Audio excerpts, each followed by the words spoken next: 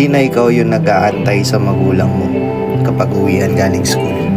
Hindi na ikaw yung nag-aantay sa magulang mo kapag maalis sila galing palengke. Alam mo kung bakit? Kasi sila na yung nag-aantay sa'yo kung kailan ka pa uuwi, kailan ka papasyal. Sobrang busy ng buhay, naaalala mo pa ba sila? Alam ko naman na hindi naman natin kaya kontrol ng oras. Busy sa trabaho, syempre may sarili ka ng pamilya. Kaya siguro kahit once or twice ka lang umuwi sa inyo, iba yung tuwa ng magulang mo no? Na sobrang saya nila, lalo na kung matatanda na sila. Nang dadating yung panahon, tayo naman yung ganun. Hindi na natin alam kung kailan uuwi yung mga anak natin.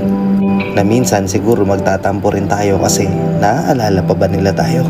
Na ikaw habang tumatanda ka, mas napapadalas na gusto mong makita at makasama yung mga anak mo. At ganun din yung mga magulang mo. Sa tingin mo, tama? Baka namimiss ka nila. Pasyalan mo naman. Diba?